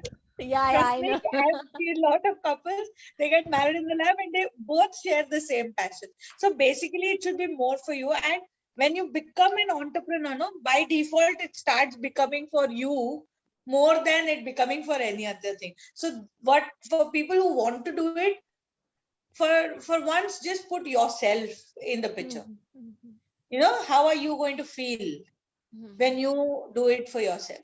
Yes, Put agree. that Agree. over there, and trust me, then even if the path is difficult, which it is not easy, it is difficult, the difficulty will come one notch lesser because you're doing it for yourself. And you'll definitely succeed. Yes, you'll definitely succeed. And you will be more motivated to do it. Your motivation of doing it will be more. When you do it for someone else, your motivation might be, say, on a 99. But when you're doing it for yourself, your self-motivation will automatically go to 120.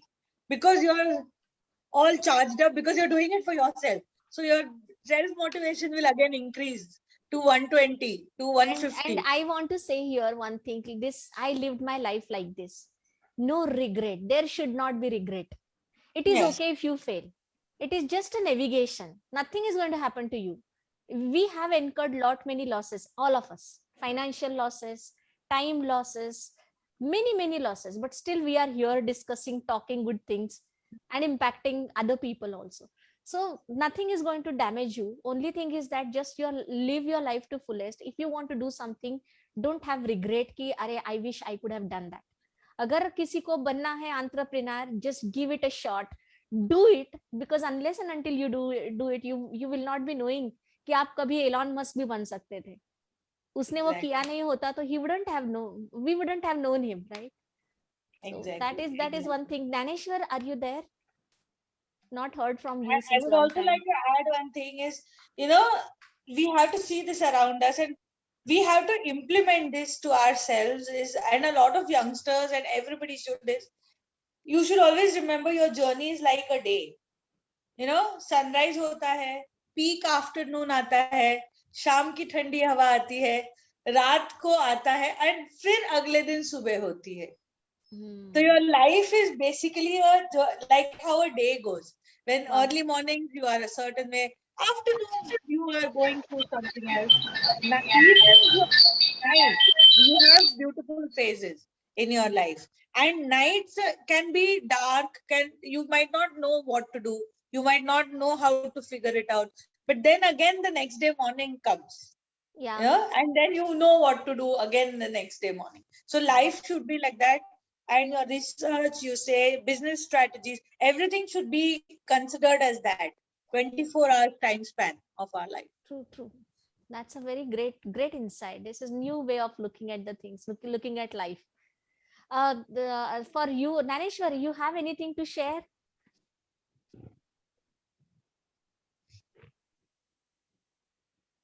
We haven't heard from you since long time. Bhakti is saying Dr. Abdul Kalam always wanted the youth to generate the jobs, not to take the jobs. Kavya is saying good job, nice Bhagyam. Naneshwar, are you there? Yeah. Dr. Nagnat was saying something. Yeah, I want to, yes. Thank you, Bhakti Madam, because I value and I respect your point of opinion as an entrepreneur, because as a researcher, I feel it is very important point of opinion. Because as a researcher, the things which we feel as waste things. When you convert into the entrepreneur, these are the best things. So changing to entrepreneur is converting waste things to the best thing. But only things are same, but only the way we see the process will change. While we becoming as an entrepreneur from the researcher, things how we look towards these things, that process we are going to change while changing research to entrepreneur. So I'm very, very thankful to Bhakya Madam to share this your point of opinion as a researcher. Thank you. Wow, Dr. Nagnath, I'm so happy to see smile on your faces, on your face, by the way. One very interesting question I had in my mind. So that is like 10, 15 years before, you dreamt something about your life. While making any kind of decision, career decision, marriage decision, or anything, you made a decision and you felt that my life will be like this. So is there any difference or it is the same? What is that? Who wants to talk about it? Naneshwar. I'm feeling little uncomfortable while calling my friends with so formal names. but I have to give them this respect because this is hard earned degree. Naneshwar.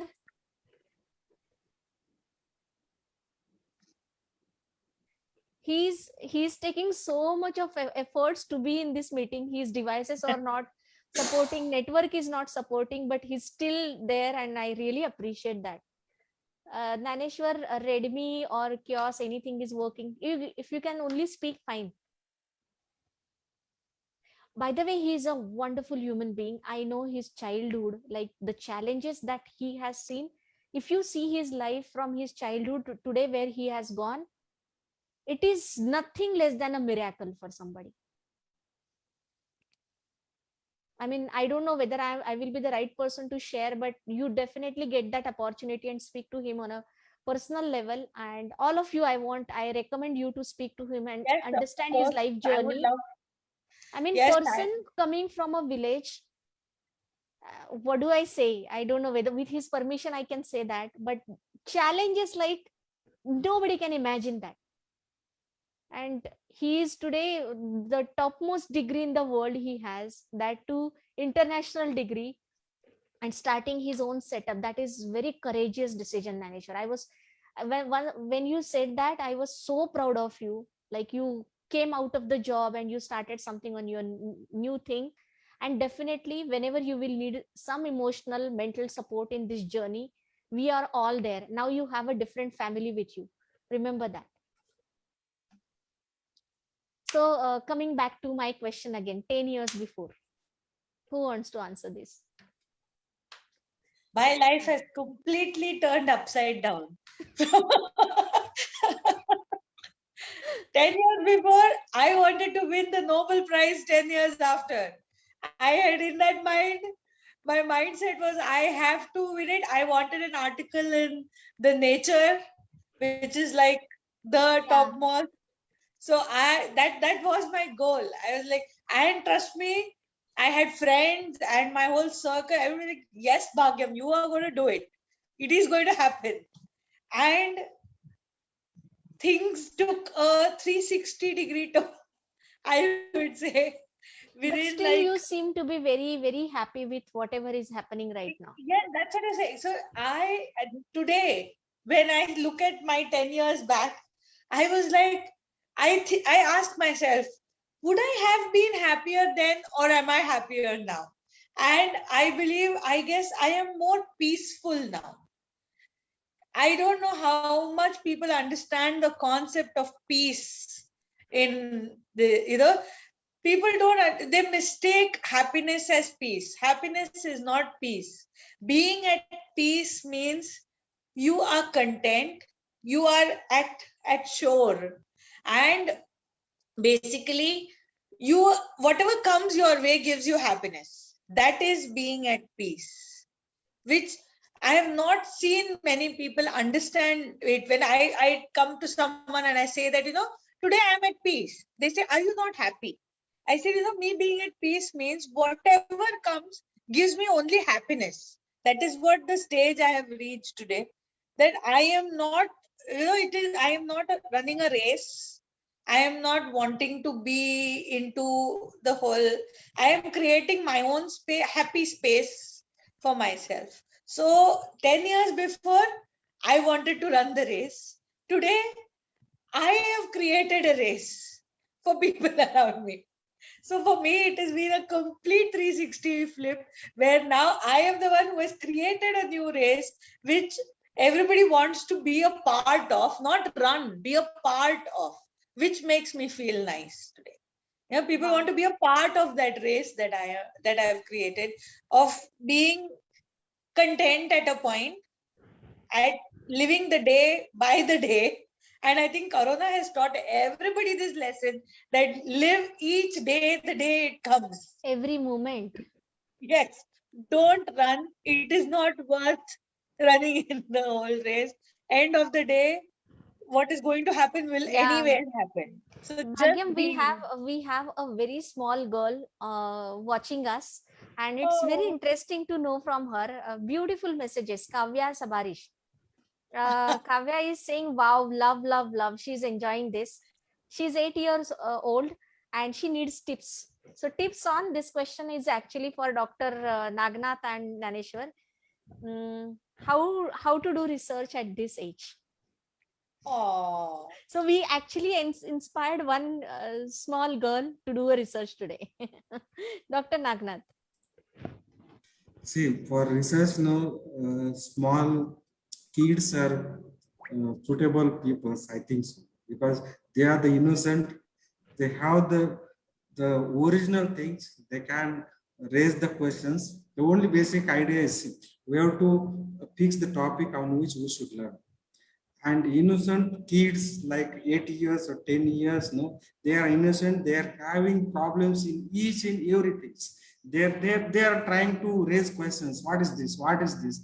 This is the main route where research starts. We should raise the questions.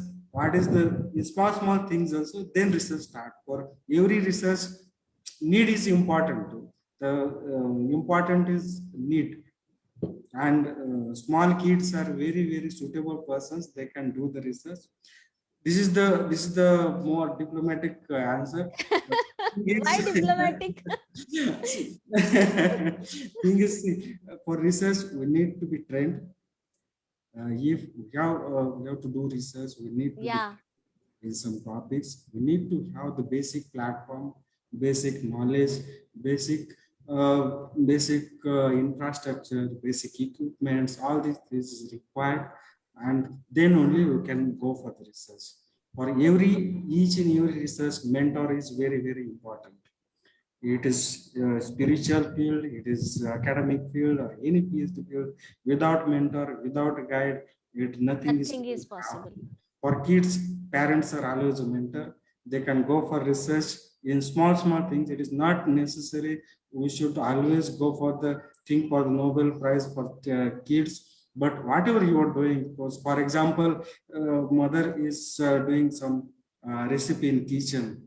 If she wants to learn, that is one type of research activity for kids. So how she is doing, how she is making, and the taste is the result. Taste of recipe is the best result of that experiment for kids.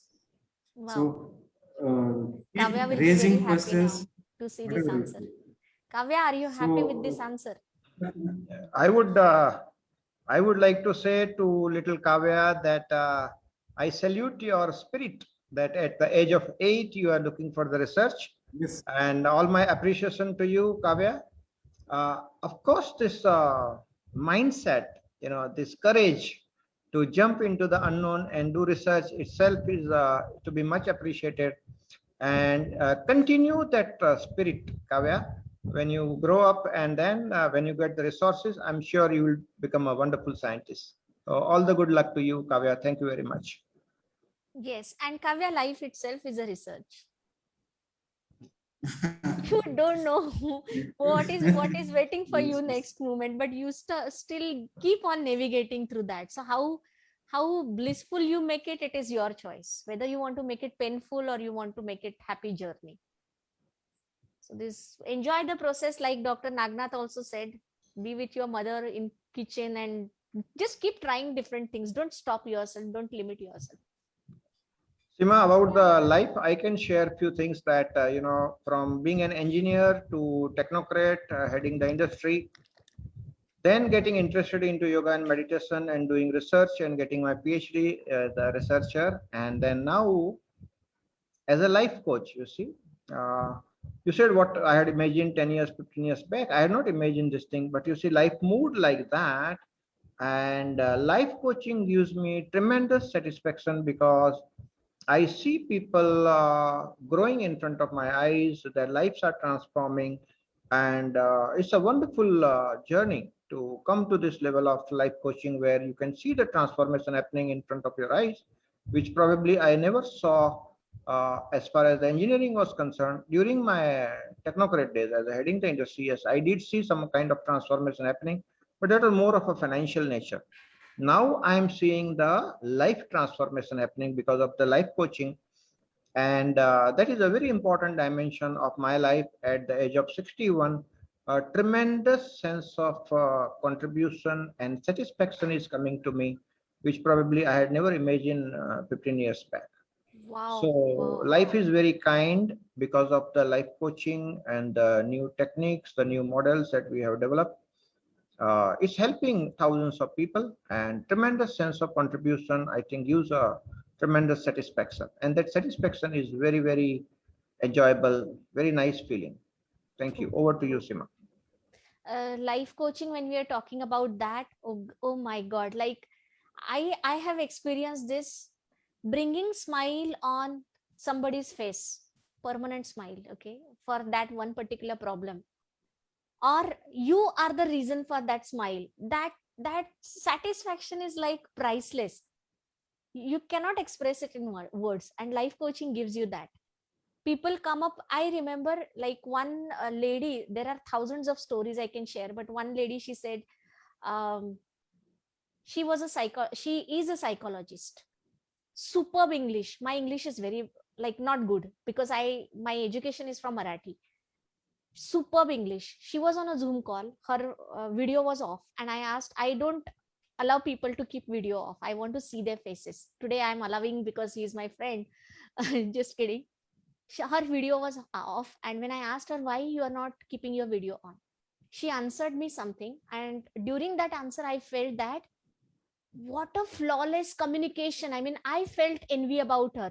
What a brilliant speaker she is. Superb English, superb voice, and superb clarity in her thoughts. She was talking and she said, Sima, I don't think that I can express myself well. I don't feel confident, and I cannot face public. I forget about public. I cannot be in front of only one or two people as well. Couple of months later, this lady started conducting sessions of around 50 to 100 people. One block in her head vanished, and that opened so many possibilities for her. This is the power of life coaching. And Premji, you are on, like, deep into that, so you might be having millions of stories like this. One small thing is hitting you so badly and you don't know, and it is coming from your childhood experiences. Something happened very mild, someone said something. One client of mine, he was sharing, in our childhood we were having financial crisis, and we were always not having money for paying electricity bill. Now he has developed some belief system about electricity bill in his mind. Today this man is earning maybe around 1 lakh a month. He says, even today, everything goes well, I cannot pay around 2 to 3 thousands of electricity bill every month, because his subconscious mind is creating those situations for him, because he believes so. That is the power of subconscious mind. And I recommend every one of you to please read about your subconscious mind if you have not done that before. You are going to open up a new magic in your own head, in your own mind. That is the power of Now this person has got out of it, definitely, but imagine how things are working for us. Yes, that is the power of life coaching, Sima. And in my practice also, we do something called inner child healing. You see, even for the researcher, it's very, very important that your inner child is healed, and that small little child which is there in every human being, if it is ticking, is happy, and then you can live your life much better. You know, that the innocence of a child is a very wonderful quality, and that wonderment aspect, you look everything with the fresh eyes, no matter what is your age. If your inner child is healed, if your inner child is happy, if inner child is playful, and if that playfulness comes out in your life, I think it's a wonderful quality. And all the researchers want, not why only researchers, almost every Every human human being on being. the planet earth want that. And that inner child healing is a very, very important aspect of the life coaching therapy and overall healing. Without that, person cannot be completely healed, and some lacuna will be felt always.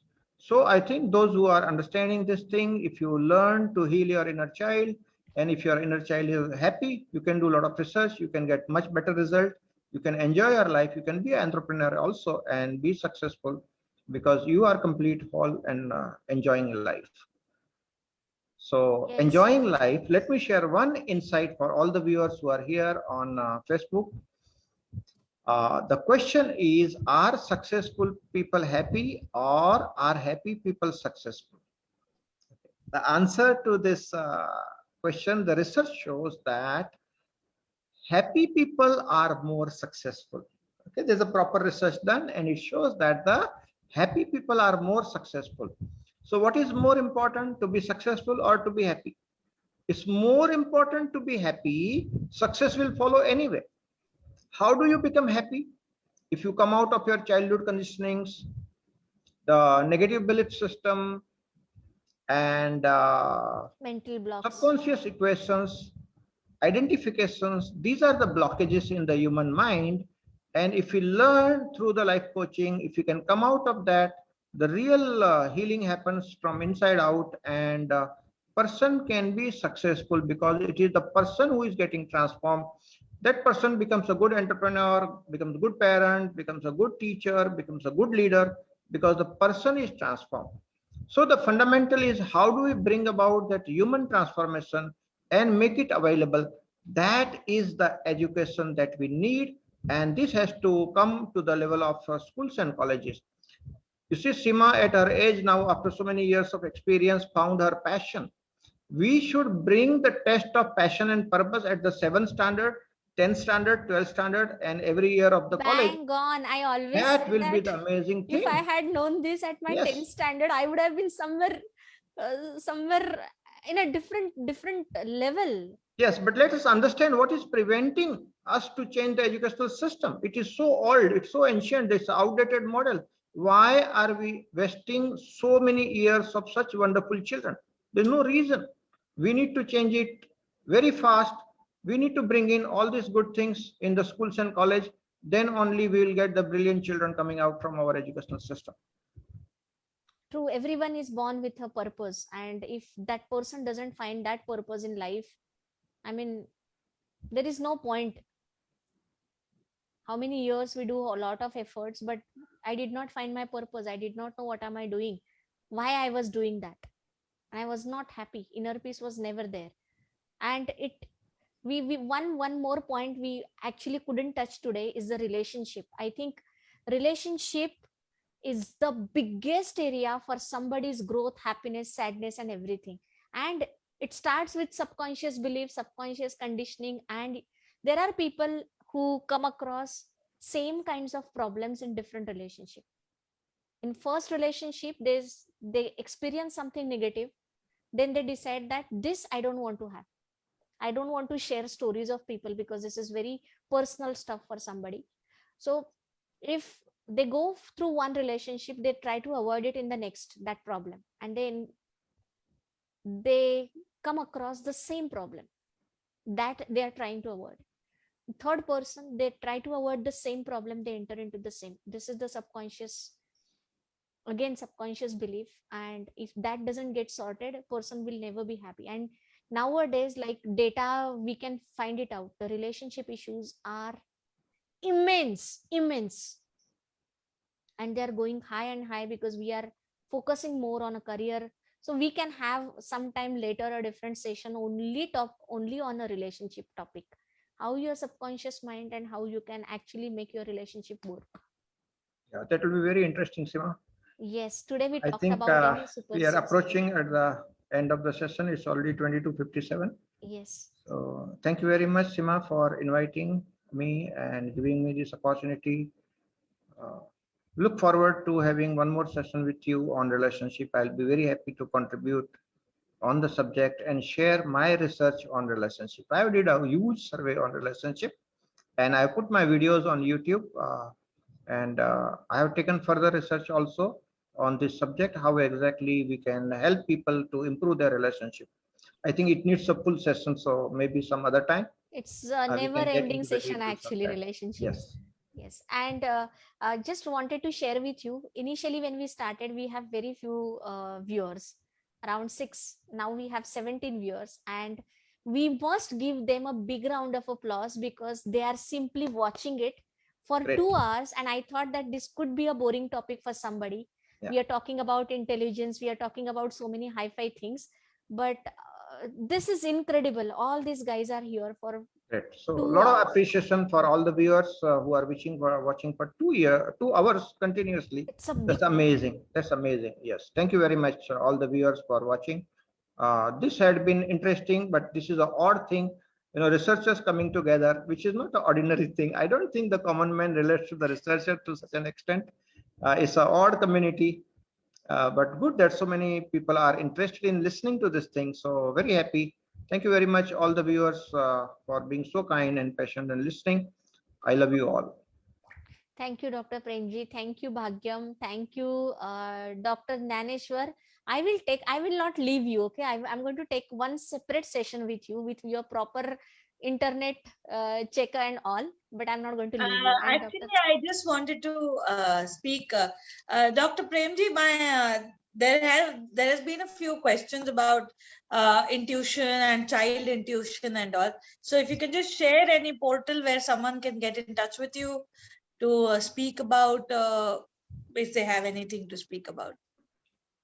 Sure, I'm available on, I have got 2 channels on YouTube. I've got more than 400 videos on these subjects. You can see lots of videos are there. My YouTube channel is known as Prem Nirmal Official. That's an English channel, and Prem Nirmal Hindi. So there are more than 100 plus videos there also in Hindi. Both the channels are available, and I'm there on the Facebook. People can contact me on social media, whichever way they want. I'll be very happy to share all the research about so many subjects which are there. But the best way to come across is search on YouTube. I've got more than 400 plus videos, and lots of videos are getting uploaded. I have my own weekly show, which is known as a Freedom Movement. Every Sunday morning, 10:30 a.m. IST, I go live on YouTube, and 500 plus people are connecting to that show right now. Every Sunday. Today was the 8th session. Next Sunday, I'll be going live again on YouTube at 10:30 a.m. So all those who are interested in learning the real life situation, spirituality, deeper aspect of subconscious mind, superconscious mind, those are the topics which I discuss, Dr. Bhagyam, and all are welcome to join us on the YouTube. Thank you very much, Seema. Sure, sir. thank you so Sorry much. to I'm interrupt. so happy to have you all here. I learned so many things, and I'm just hoping that we can keep doing certain sessions and create awareness and bring scientists connect them with the society more often. Sure. Yeah. Okay. Thank you. Thank you for being here and giving your valuable time for 2 hours. Thank you. This Thank is you huge. Thank you very much. Good night to all of you. And thank you, viewers, and thank you, Dr. Premji, and thank you, Dr. Nagnar. I couldn't speak to Dr. Naneshwar much, but I hope to connect with them soon. Yeah, I'll Thank bring you, him again. Yeah. Okay. Bye-bye. Thank you. Bye-bye. God bless you.